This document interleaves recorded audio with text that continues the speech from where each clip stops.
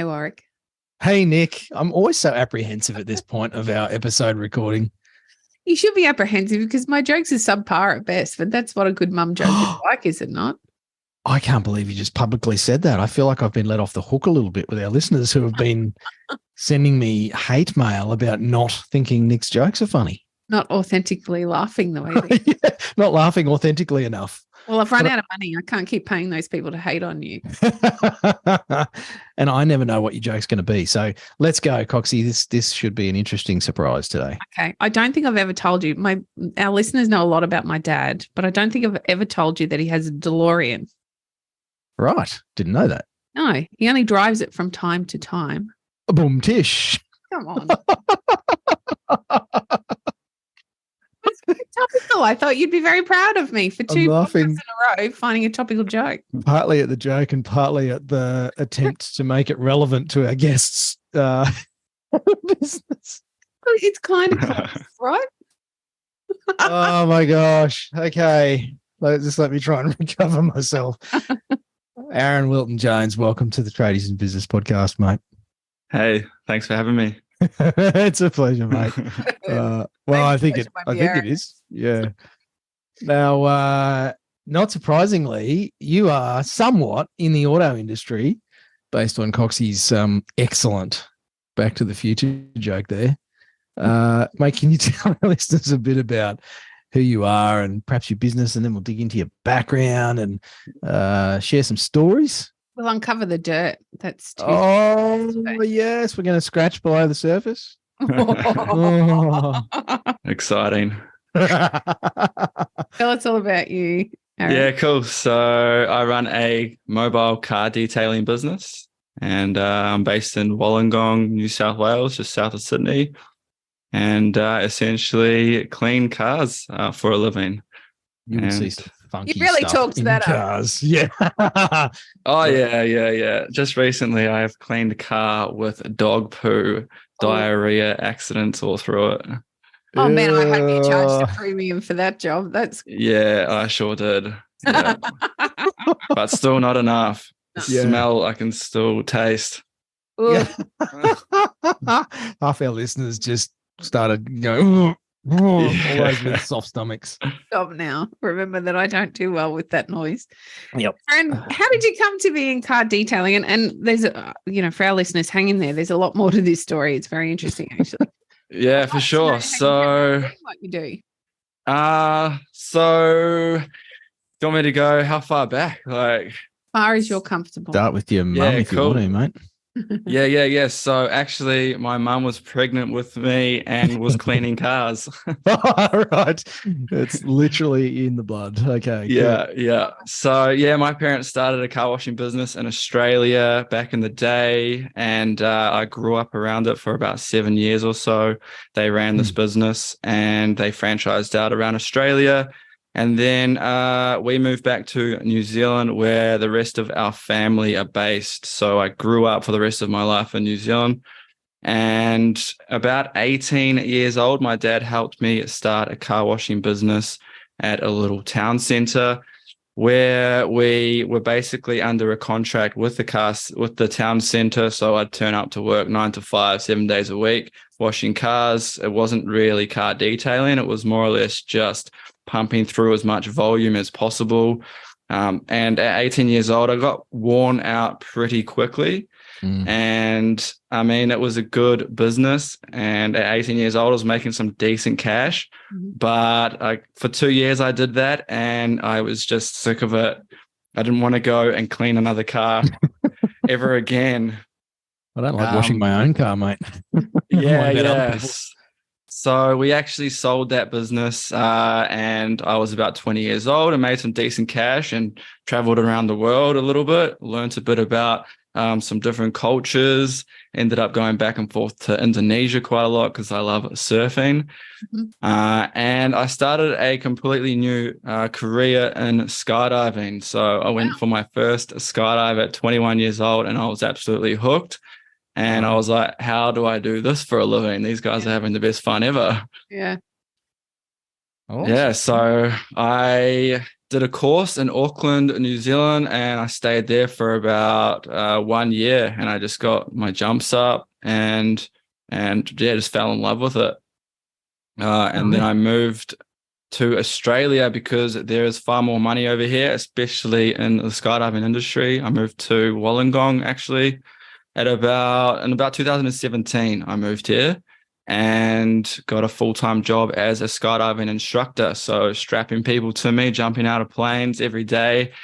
And yeah, it was heaps of fun, but it just was more of a lifestyle sort of job. And the money wasn't exactly consistent, especially because it's dependent on weather. And obviously we need customers in the door. And then COVID-19 hit and the tourism industry just collapsed along with many other industries. A lot of people lost their jobs, including me. And yeah, I was like, well, this isn't really sustainable. I need to do something that is a little bit more secure or control my finances a little bit better. So I realized I knew how to wash cars, and I started a car washing business in the past. So I started a mobile car detailing business. It was about 2020, I think.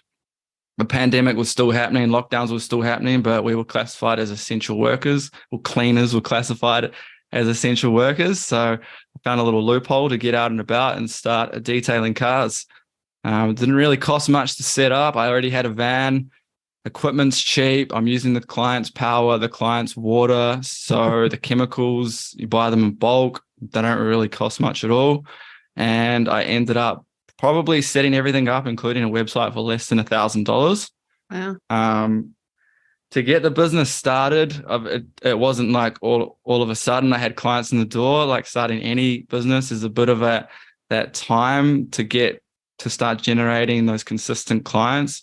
So it took a while. It took about 3 months before I was getting maybe like 2 clients a week, 2 or 3 clients a week.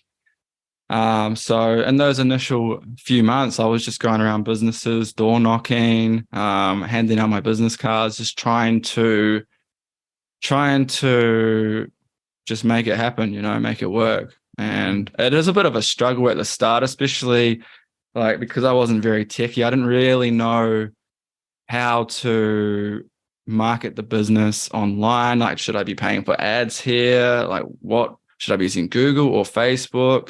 So it took a while, endless nights where I was just researching what strategies are working. And that's when I kind of found SEO and like learned all about optimizing my website, setting up different profiles. And then I started generating some more clients that way because I set up Google business profiles, which is like super essential for a small local business, right? It's like one of the most essential profiles to have set up online. And it just kind of took off after that. I ended up hiring an employee, and we were smashing out cars during the summer. We probably got the business to about 10 grand per month at the 6 month mark. It was averaging maybe $6,000 to $12,000 per month at around the 6 to 7 month mark. So, and it was consistent after that, which I thought was pretty reasonable, I suppose. Yeah. But What yeah. does it look like now? So there's a bit of time in between 2020 and now. What does it look like for you now? Yeah, so what happened in about 2021, it was around February, yeah. I got a phone call from my dad, and he told me he's sick and he needs to go to the doctors and get some tests done. And it was about this 2-week period where I knew my dad was sick, but we didn't really know what was going on. He wasn't getting better. He wasn't responding to antibiotics. And about 2 weeks later, I got another phone call, and he told me that he's been diagnosed with leukemia and needs to get some treatment ASAP because it was severe. So he ended up being diagnosed with acute myeloid leukemia, which, if you don't know, is a a blood cancer inside of the bone, and it spreads rapidly. Yeah. Scary time. So yeah, that was a big wake up call. The business was booming at that point, and I pretty much just had to drop all of the tools and fly back to New Zealand where he was to basically be with him and the family. And that's a pretty surreal kind of situation to live through. Yeah. To go back and just put everything on hold, your life completely stops, you know. And yeah, so the next 3 months in New Zealand were amazing because I was like, the quality of time that I spent with my family and my dad was just like, you know, I'd never really had that connection before. Because I guess I don't know, like this bonding over some sort of adversity just intensifies, I guess. So yeah, we lived through those 3 months, and he got sicker, and he didn't really respond to any of the medication, and he ended up passing away, unfortunately. Oh, yeah. And yeah, it was devastating. It's pretty hard. So that was about April 2022. So that's been over a year now. But yeah, that was a big wake up call, something that I really had to deal with mentally, along with the rest of the family. So yeah, pretty tough situation to go through. Anyone that has gone through a loss like that, it will understand, but you can't really explain what it feels like, you know, if you don't experience that. That's right. But it impacts everybody in their own unique way as well, Aaron. 100%. And it's funny you say that because I've grown up a lot and I've kind of taken control, like even more so because I don't have that safety net anymore. I kind of realized that, oh, wow, like no one's going to do this for me anymore. Like he was always there for me when I needed help with the business. He was the one that came up with the business name, the business logo. He was always quite entrepreneurial, so he helped me out a lot. And then I realized, well, you know, who's going to do this for me now? Like no one, like he was always my mentor, my advisor. So that made me grow up a lot, you know. I realized, okay, I'm on this planet on my own in a way now. Like, I need to step up and become the man kind of thing. Certainly makes you question your future and what you're doing with business, right? Like, where do I go to from here? How do I take those next steps? What does that look like? That's a confusing time. Yeah, absolutely. Absolutely. So what happened from there, Aaron? Did you stay at home in New Zealand for some time before you then came back to work? Not really. We kind of packed up, sorted out all of the logistics of everything, and I moved back quite soon. Like we'd set up a life over here. My fiance Shelby and we have a house and obviously the business. So I wanted to get back as hard as it was to build the business up and, you know, really start doing it in his name almost, kind of thing, so I do feel like I have a purpose, and I do feel like there's a good reason for the work that I do. And yeah, I do enjoy what I do as well. But yeah, like obviously I came back, I didn't have that employee anymore. And I was kind of not starting again, like everything was in place. I turned everything on and picked up business quite quickly. But during this time, I realized that I need to start posting videos online. And like, obviously, everyone's aware short form videos are the trend, right? Everyone loves short form videos. Our attention spans are just being depleted. But so, yeah, I listen to a lot of Gary V, and he's all about posting every single day. So I set a bit of a goal for myself to post a video every day for the next year. And I ended up doing that, and people seem to love the videos that I posted. They started out by just being sort of ASMR transformational videos, and it started to take off. And the main reason I started posting these videos was just to get a few more clients in the door and create some brand awareness. But it's kind of turned into something even bigger than that now, which has been quite cool. But it's also generated lots more clients for me as well. So short form video is, especially like TikTok, has been really good because people are using it as a search engine now, So when I want to search up a restaurant close by or in a new city, right, I'll probably look at TikTok and be like, who else has been to this restaurant, and give me a 90-second review on this restaurant. And it's just so convenient. So I guess that's why people are really enjoying some of my videos. I post educational videos around car detailing, and also just like voiceover, transformational day in the life videos.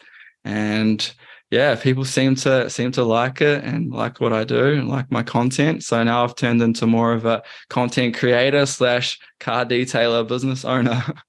It's pretty incredible what social media has allowed us business owners to do in our own ways. I'll out myself. We were talking about it off air. I've been following your videos for some time now.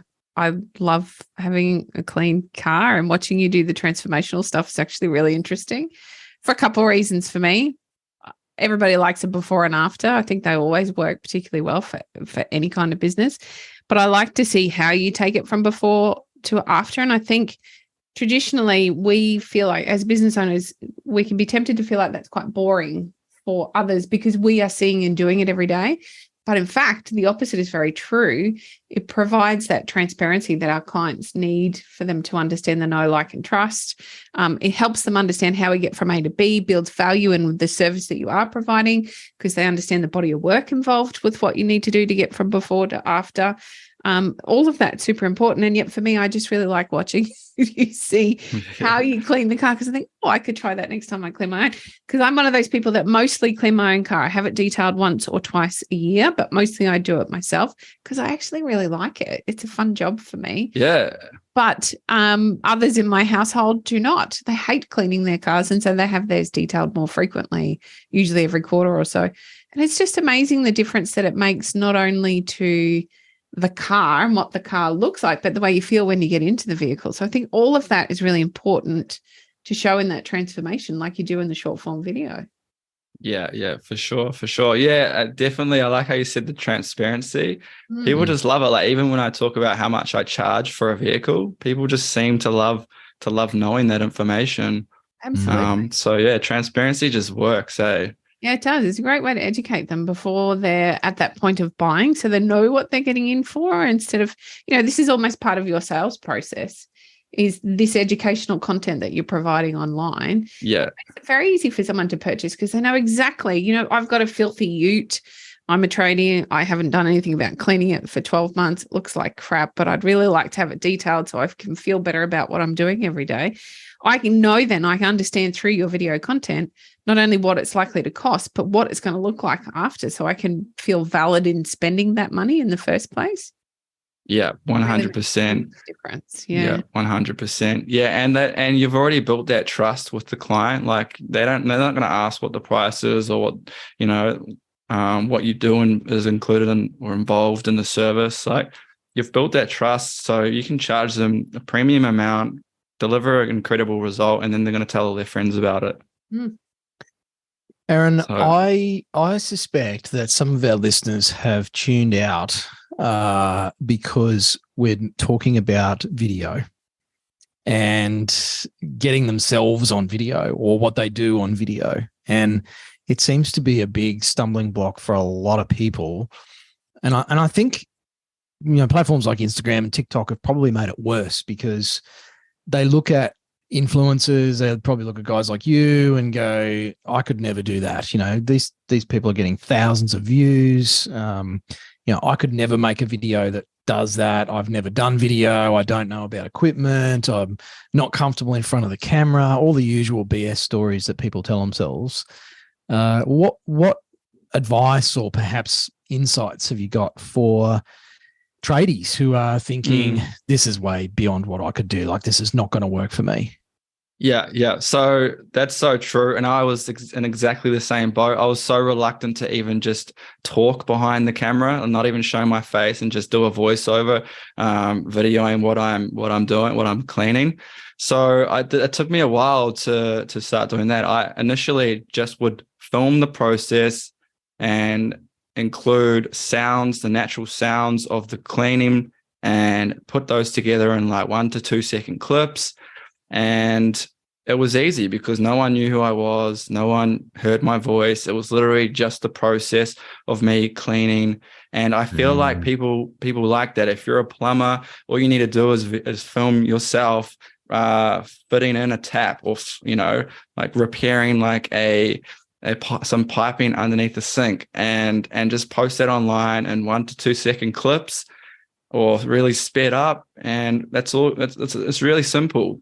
It's basically just POV of what your eyes can see, and someone's going to find value in that. Someone's going to see that repair job and be like, oh, so that's how they do it. Okay, you know, there's a lot of So I mean, and then when I started building up a bit of an audience, I realized, okay, now I could make this a little bit more personal and start talking about it, because I'd already gained some confidence by building up a small audience through just creating and posting these ASMR or just like transformational videos without me on the camera. Now, just a quick point for some of our listeners who maybe aren't quite so up to date. You know, maybe they're my vintage, or they're not totally across all of the acronyms. Can you just explain ASMR for our audience, mate? Yeah. So I always get this wrong, but I think it's automated motor sensory. I don't even know. Like, it's something. So ASMR is the sounds and the feeling that it creates when you're doing something. So, you know, when you open a wrapper. You like open a wrapper and you hear that like crunching sound. Yeah, so those are the sounds that people seem to respond to in a like, gives them the tingles kind of thing, or it's satisfying. So when you might have seen like cooking videos and there's no music, it's just the raw sounds of people chopping up the meat and like boiling the potatoes. You know, those sounds are what's called ASMR, and there's something that is triggered inside of our brains that finds it really satisfying. And for some reason, everyone loves it. Okay, there's one brush that you use that I really, really like. It's like the little shaving type brush, you know, the old style that's got a handle, and use it on when you're cleaning like the emblems on the steering wheel. I love that brush. Yeah. Something that I particularly look for on my social media, and it's not what attracted me to your videos in the first place. It was very much that transformation, but that one brush, I do like it. Yeah, so the brushes they take a good hit. So it's like the scrubbing, I suppose, the scrubbing noise, and then the foaming.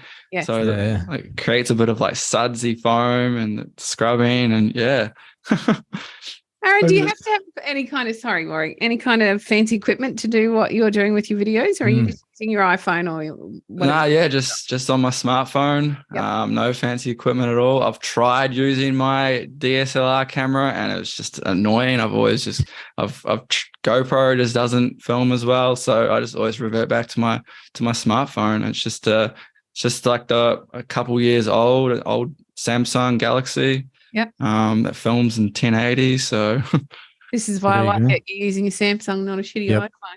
No, whatever. That's because iPhone's camera's too good. People will realize that it's professionally produced. So, but it does dispel the myth that you've got to have gear and you've got to know how to use video equipment. Everyone's got a production house in their pocket these days, whether you're an iPhone user or a weirdo Android or Samsung user. Steady on. Everyone's got the gear in their pocket. Yeah. And everyone's got a laptop or a computer that is capable of processing all this stuff these days. Video years ago, you needed massive computing power and chip speed and hard drives to store the files. And it's just not like that anymore, is it? Yeah, no, not at all. There's an app called CapCut. It's a free app, and it's basically powerful editing software on your phone, super easy to use, and like anyone can use it. Yep. So highly recommend CapCut. InShot is another one. These are all just on your phone. You don't even need a laptop to edit your videos. Yeah. Something that's really worked for me whenever editing videos, it's like the kind of a formula that I go by, and it's just like 1 to 2 second clips, or the whole video is sped up. Yeah. That whole time. And that holds engagement. Yeah. Yep. So Aaron, how has this changed your business? How has getting into the video and the content production changed your business? So I just consistently have clients organically. I don't pay for ads at all. So that really helps. There's just not many expenses going out. Also, I have grown a bit of a following, and I also sell affiliate links now. So I sell product. People are interested in my products. Like you said before, Coxie, I want to know what products you get. So you can actually click into my link in my bio, and I have a little PDF download where you can have a look at all the products that I use, and also the links to buy them through Amazon. And then I make a small commission from that. So there's like some money coming in there online now. And so I also have built an online course now as well, where I teach other people how to start car detailing businesses. It was a big question that I would always get, like, how do I start? How do I get into this industry? I figured, well, it was actually quite easy for me to start this type of business. So I realized, well, how about I teach other people how to start this type of business as well? So now I do have, a course there where I can help others and get them to this point. Very clever. Aaron, I want to just back up through your history and your bio just for a second, because I did actually read your story, which I'm going to sound like a bit of a dick here, but I don't usually read our guests' bios. And Nick and I have a bit of a philosophy, I guess, and I broke the rule without sharing it with Coxie, but we like our interviews to be natural and not kind of stilted and deliberately asking questions that are seeded because of someone's backstory. But I was drawn to read yours. I don't know why. And I'm glad I did, because you spent a very short period of time in a different trade when you were younger. I mean, you're young now, mate, but when you were even younger, and you had a crazy accident. And I think it's kind of relevant to what we're talking about here with video and you being on video. Tell our listeners a bit about the accident and what that's meant for you for the rest of your life. For sure. Yep. Good point. So when I was 17 years old, I started a trade as an aluminium joinerer, and it ended pretty quickly on day 2 with a chisel stuck in my eye. So I was taking out a window, the rubber seal around a window, and I was using a chisel trying to jar the seal out, and slipped and poked the chisel straight into my left eye. And I ended up getting rushed to hospital. I ended up getting 21 stitches on my eyeball. And 3 months later, I ended up getting my eye removed because it was a possibility of causing infection to my right eye, to my good eye. I had the option to keep it, but the likelihood of infection was too high. So we decided to remove it. But before that, it was quite cool. I had one blue eye and one brown eye. So it was quite trippy for a few months there. So got that removed, and now I've got a fake eye. Please don't ask me to remove it. Don't worry. Coxie has a very strong gag reflex. So if I make the sound, I can set it off, mate. So I think popping your prosthetic eye out is not going to go well here on the podcast. Nobody needs to hear that. That's one of those ASMR sounds. Aaron, that's a huge thing to go through as a 17-year-old when, 17-year-olds are generally quite I can't think of a better way to say it, but self-absorbed. You know, our appearance is extremely important to us. 100%. We're worried Yeah. about being judged. There's a lot of fear there in our appearance and changing. What was that like for you? I can imagine it must have been really challenging and quite scary to think that maybe you would change. Yeah, for sure. It was quite a change. For about 6 months there, I didn't really do too much. I was kind of adapting to the sight in one eye, and didn't really go out at all. I was kind of like a bit anxious. I did have a good bunch of friends at the time, which I think helped. But yeah, it was something I had to really like go deep inside and try and figure out like this is my life now. Like, how am I going to be a normal person? Like, I'm going to have like one saggy eye for the rest of my life, you know? So it was kind of hard to deal with, but I think, you know, it only took about a year or so. I think my personality is the type of personality to accept what is in front of me as it is and move on from that as a challenge in a way. So yeah, it was a setback in a way, but I think probably a blessing in disguise because I'm not an aluminium joiner now. Yeah. And you went on from that to do the skydiving thing. You know, if we go back through the story that you shared. Yeah. Skydiving instructor, like you're on videos. It's insane. It hasn't really stopped me. If anything, I've just gone harder. Surfing around the world. I've base jumped around the world. Over in Europe, jumped off massive cliffs, skydiving around the world. So yeah, my life has been filled with interesting adventures, and having one eye definitely didn't stop me. And the things that depth perception is relatively key to a lot of those activities, and you lose a large portion of that when you lose the sight in one eye. Yeah, for sure. It's quite amazing how the body does just adapt. So I think I've just adapted quite well. The depth perception at nighttime, walking upstairs, I'll trip every now and then. But other than that, in perfect lighting, my depth perception is exactly the same. It's anything beyond like a meter is the same anyway, because our eyes, they go to a point that anyway. So it's anything in front of a meter I could have struggles with, but the brain calculates it so well anyway. I know that the microphone is there, you know, because the brain is just calculating that. So I don't know, that it's amazing how the body just adapts. But yeah, it's amazing. And I'm glad I brought that up because I think it's an amazing story, mate. And I wanted to make the point for our listeners who are worried about their appearance and stuff on video. It's like, I don't want to get on the video, you know, I don't look a certain way or whatever might be going on for us, our own personal fears. And, you know, it probably seems a little bit, I don't know, gratuitous or trite that I share this, but, you know, you're a guy who's worked through that and, you know, you've got a prosthetic eye and you're doing this and it hasn't made a lick of difference. If anything, it's probably, you know, inspired you to do it even more. Yeah. Like we're all going to have those like limiting beliefs and I still get them all the time. I like get a bit worried, oh, maybe he's looking at me funny because my eyes cross-eyed right now, or you know, so I still get these thoughts, but you just have to be confident, have your shoulders back and just get on with life, you know, because it's not going to change. Like at the end of the day, it doesn't really matter what other people think.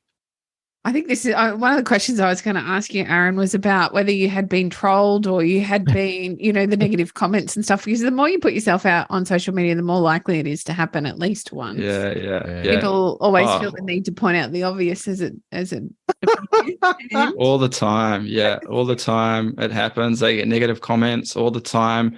In a way, I just feel sorry for them because they've got something going on in their life that they're not happy with. I've actually, one guy, he was personally messaging me and he was quite annoyed at me for just like unrelated things that were just untrue. I ended up just messaging him back being like really empathetic, and he ended up telling me how he's going through a really hard time right now and he's suicidal and all this, and ended up forming a bit of a relationship with him based on that. So you just never really know what these other people are going through. Don't people can be cruel online, but more or less they've got some issues going on in their life that are just not on the surface. Yep. That's right. It's usually a front to, to take attention away from how they're really feeling about themselves or what's really going on. And they use that attacking stance online to really, I guess, as a distraction or a smokescreen, I think, in a lot of cases. Yeah. And I suspect, Coxie, you might be referring to your gap in your front teeth, by any chance? The one I see in the mirror every morning, people feel the need to. It's not like you don't know about it. It's like, Aaron, it's not like you don't know you've got a prosthetic eye. Exactly. For the record, I don't have a clue, Aaron. You cannot tell at all. It's a good job. Yeah, it's definitely a good job. I've lost a few of them though. One skydiving. Someone's beard. Yeah, I've taken it out as a party trick before when I've had a few too many beers, I must have a warped sense of humor because I'm seeing like a whole series with your car detailing. It's like you can get your eye into those places where you can never reach, where you can't get the steering wheel and stuff. Or I have an eye for detail. Oh yes, mate. Okay, that's gold. Coxie, you're out of a job. Yeah, I am. Yeah. Aaron's doing our intro jokes from now on. I think that's incredible, especially for a young fella, Aaron. You are younger than we are, but I see kids. There's a lot of anxiety out there in the world, and to me, you're a kid, so I'm going to refer to you as a kid, even though I'm sure you're not. But what I feel is a lot of that anxiety for our younger tradespeople, our younger business owners, or those even just sort of stepping into that field. A lot of that fear holds them back. And here you are today. Not only have you pushed through some pretty serious stuff in your short life, you actively go to find the fear, which I think is probably part of that mindset, that ability to be able to step through some of those big things that you have been through. As a mum, I'm listening to you thinking, oh my God, that must be terrifying. However, I think it's important to be actively seeking to push yourself outside of your comfort zone so that you can overcome the fear that stops you from creating those short videos or talking through what you're doing in a job if you're a plumber or a sparky or any of the trades, because it does provide, just to bring us right back, that opportunity to assert yourself as the authority in your space, which is a real key for people to want to utilize your services without questioning that cost of what your services might be. So it makes you almost impossible to compare to other people in the market because you've set about that tone of authority already. So I think it's a great point to talk to how you're able to actively push through that fear. Is there anything though, Aaron, in doing what you're doing with social media that does trip you up from time to time and you really actively have to push through some of those barriers to provide or create what you are creating? Yeah, for sure. Like I feel like I'm not a very good communicator. I say and quite a lot, especially when I'm just like trying to think of stuff on the spot. Yeah. So I want to start creating YouTube videos, and I look at like some of the other competitors in the space and I'm like, well, I just can't talk like they can talk. I can't explain things like they can. And that kind of puts me down, and I'm like, how do I get around this? So I'm going to attend a workshop and at the end of the month to increase my communicating skills. I'm going to put myself out there like I did, reaching out to you guys to get on podcasts, to just try and become a better communicator in front of the camera. And that's just how it is, like you have to put in the work to overcome those fears or those limiting beliefs. At the end of the day, you can get over it. And yeah, that's how I kind of have my thoughts about it anyway. I love that. It's such an unrecognized skill that a lot of our listeners have as trade business owners. Is many of them have been in their trade for years, and like you with car detailing, you've learned things along the way. You've put in the hours, you've done the jobs, and you've learned all that stuff. And to get good at business, if we talk about tradies in business, to get good at business, there's a certain skill set that you can develop, whether that's presenting on camera. For Nick and I, it's recording podcasts. We're coming up to almost 600 episodes. We've recorded a lot of content over 10 years, and you develop a skill set. I also get very good at creating the same bad habits over that time as well. But our tradies have learned how to do new things. You know, the industries are changing all the time. There's different practices in plumbing. There's different tools that get used in glazing and, you know, pool building, all that sort of stuff. So you listening to this, you have skills that you've built, and you can apply that same learning capacity to something like creating videos or public speaking or reading a cash flow forecast. And so I love that point that you make, Aaron, that it's you're going to go and sign up and do a course on how to communicate better. I should probably do the same course with you. But because I say and but I hear myself do that stuff. So there you go. I just did it again. Listeners are going to be annoyed now.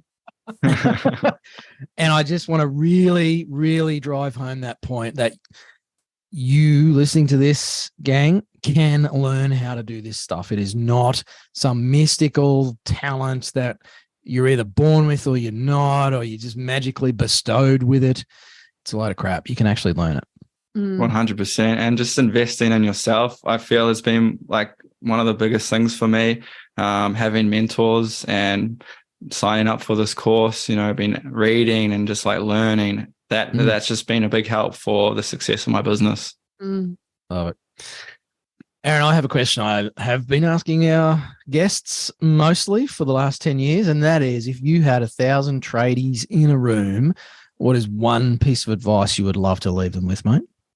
One piece of advice for 1,000 tradies. I'd probably have to say start posting more videos on TikTok. Love it. Nice. I'd be disappointed if you said anything else, Aaron. Don't play with chisels. Yeah. Yeah, that's a good point. Well, wear safety glasses at least. Yeah. We'll have to get them as a guest on one of our podcasts. Mate, it's been great chatting with you. I'm glad you pitched this. You've done super well. I'm gonna out you with something else as well, Aaron. This is your first podcast interview, is that right? This is my first podcast interview. And my fiance would tell you how nervous I was before jumping on. Heart is beating out my chest. So you guys made me feel comfortable, and I've really enjoyed it. Nice, man. I think you've aced it, Aaron, and I love your story, mate. I love what you're doing. Keen to see how you progress with your TikTok videos. And maybe there's a new business in there, you know, Eye for Detail, car detailing or something. It's a national franchise coming up, mate. Absolutely. Well, thanks for coming on the show, mate. Yeah. Hey, thanks for having me, guys. And look forward to talking again soon. Thanks, Aaron.